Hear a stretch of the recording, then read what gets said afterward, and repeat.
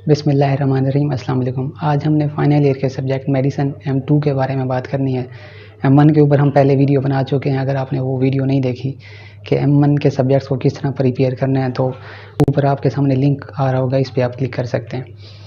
अब चलते हैं M2 की तरफ। M2 में आपके हैं 85 मार्क्स और M1 में हैं आपके 90 मार्क्स। M2 का थोड़ा सा फ़ायदा ये है कि इसमें जो है टॉपिक्स कम है और नंबर आलमोस्ट सेम ही है M1 और M2। तो अगर M2 को अच्छे से तैयार कर लेते हैं तो आपको थोड़ा सा एज मिल जाएगा पास करने के लिए, क्योंकि आपने इन दोनों को कंबाइंड पास करना होता है, M1 और M2 को। ऐसा नहीं है कि आपने M1 को अलहदा पास करना है और M2 को अलहदा पास करना है। चलते हैं M2 के मोस्ट इम्पोर्टेंट टॉपिक साइकेट्री की तरफ।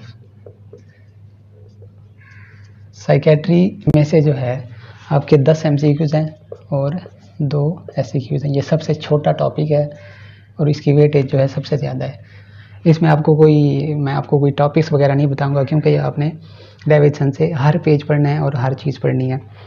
इसमें एक चीज़ आपको बतानी है कि जो पास पेपर्स हैं उनमें बहुत ज़्यादा मिस्टेक्स हैं, डायग्नोसिस गलत बने हुए हैं।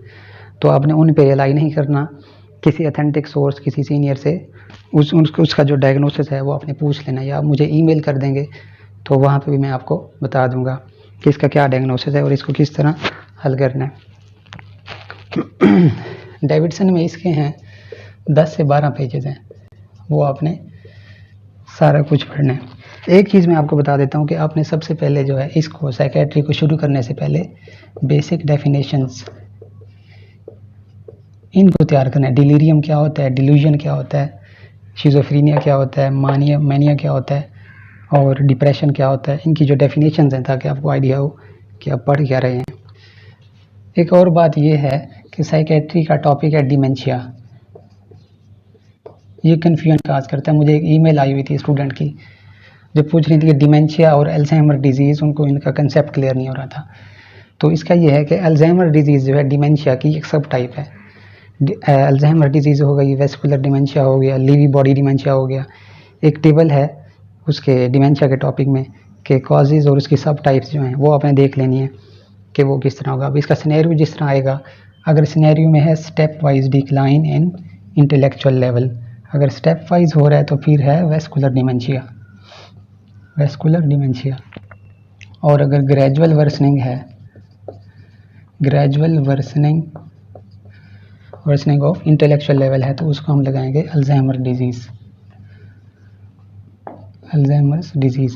इसी तरह है अगर इंटेलेक्चुअल लेवल डिक्रीज़ हो रहा है, मतलब डिमेंशिया हो रहा है और साथ उसको आ रही हैं विजुअल हेलुसिनेशंस, तो क्या डायग्नोसिस होगा, लीवी बॉडी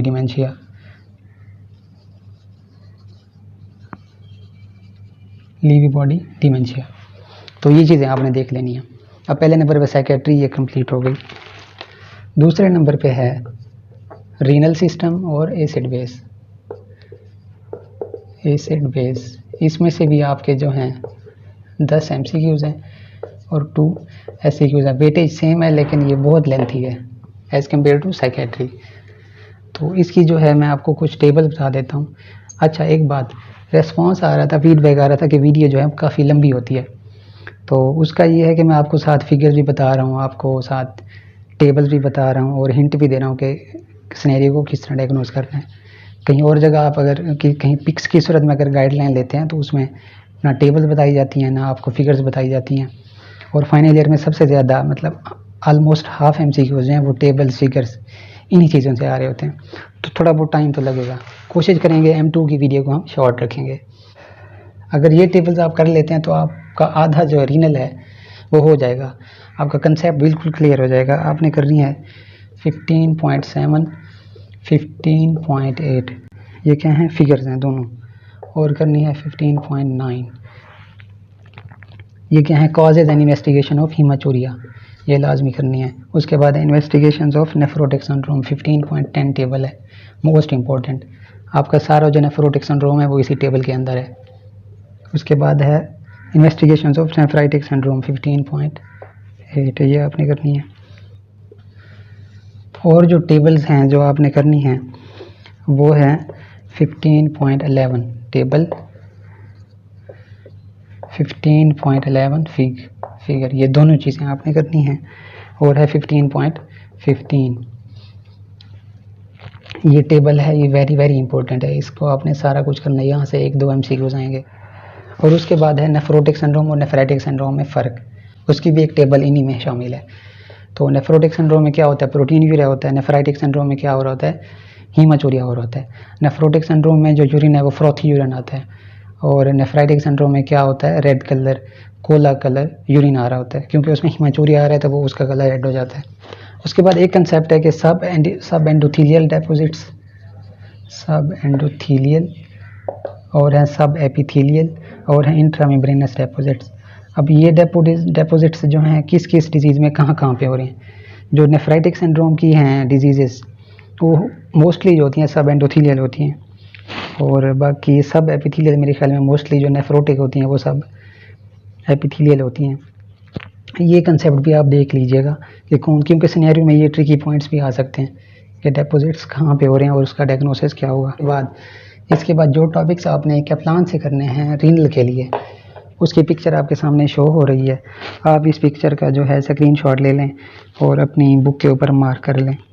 ये जितने टॉपिक्स दिए हुए हैं ये इम्पोर्टेंट हैं, मोस्ट इम्पोर्टेंट हैं, ये आपने सारे करने हैं। इनकी टेबल्स फिगर्स 15.18, 15.25 जो एक्यूट किडनी इंजरी में है वो करनी है। और जो टॉपिक्स कैप्लान से करने हैं आपने, उसकी पिक्चर आपके सामने शो हो रही है।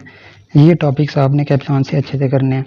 परीरीनल azotemia, post renal azotemia, hepatorenal syndrome, Goodpasture syndrome, IgA nephropathy, Churg Strauss syndrome, Wegener's granulomatosis, ऑक्शन लाइन परपुरा, ये आपने करने हैं कैप्लान से। अब आते हैं एसिड बेस की तरफ। एसिड बेस में जो टॉपिक्स हैं ये आप पिक्चर में देख लें, इसका स्क्रीनशॉट ले लें। ये टॉपिक्स आपने सारे करने हैं।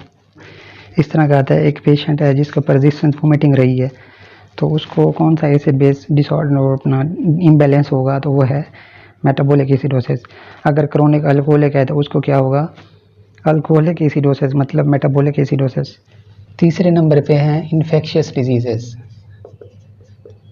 इन्फेक्शियस डिजीजेस में से आपके 7 MCQs हैं, 7 MCQs और 2 SCQs। ये टॉपिक बहुत लेंथी है लेकिन इसको करना पड़ता है, क्योंकि इसमें से हमारे पास क्या हैं, 2 SCQs हैं।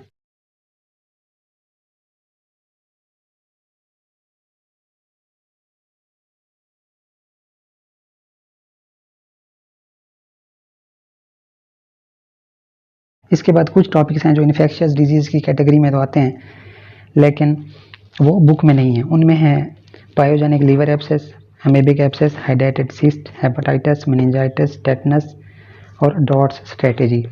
ये टॉपिक्स कुछ आपके जो है सर्जरी से कवर हो जाएंगे, कुछ के लिए आपको कोई और सोर्स ढूंढना पड़ेगा, जिस तरह how to differentiate between pyogenic liver abscess and amoebic abscess and हाइड्रेटेड सिस्ट।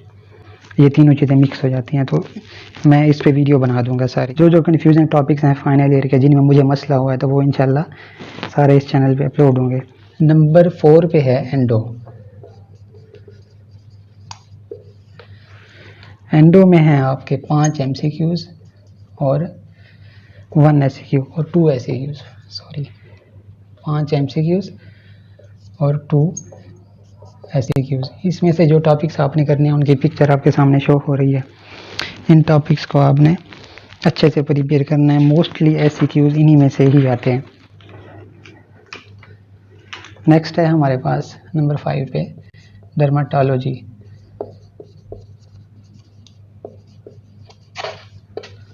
डर्माटोलॉजी में से आपके हैं 6 MCQs और 1 SCQ।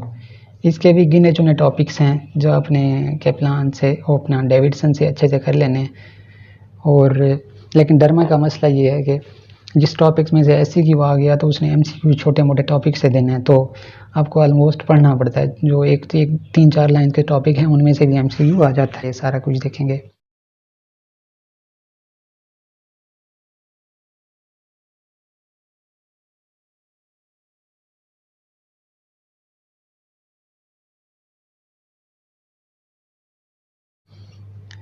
बाकी साइकेट्री में आपको खुद पढ़ाऊंगा, क्योंकि ये जो टॉपिक है पहले 4 सालों में कहीं भी हमारे सामने नहीं आया होता, तो थोड़ी सी डिफ़िकल्टी होती है डायग्नोसिस बनाने में और समझने में, क्योंकि ये मेरा मोस्ट फेवरेट टॉपिक है। और फाइनल ईयर में एक चीज़ का आपने ध्यान रखना है, जो पास्ट पेपर्स की बुक्स हैं उनमें अक्सर डायग्नोसिस गलत हैं। तो अगर कहीं पे आपको डाउट हो रहा है कि ये ऐसे क्यों गलत हो सकता है तो किसी से पूछ लें या मुझे ईमेल कर दें, तो मैं वहाँ पे भी आपको रिप्लाई कर दूँगा, क्योंकि वहाँ पे भी वहाँ पर भी मैसेजेस आए होते हैं कि ये टॉपिक किस तरह करना है, जिस तरह डिमेंशिया का आया हुआ था कि इसको किस तरह क्लियर करना है, तो वहाँ मैं आपको रिप्लाई कर दूँगा। अपना ख्याल रखिए, अल्लाह हाफिज़।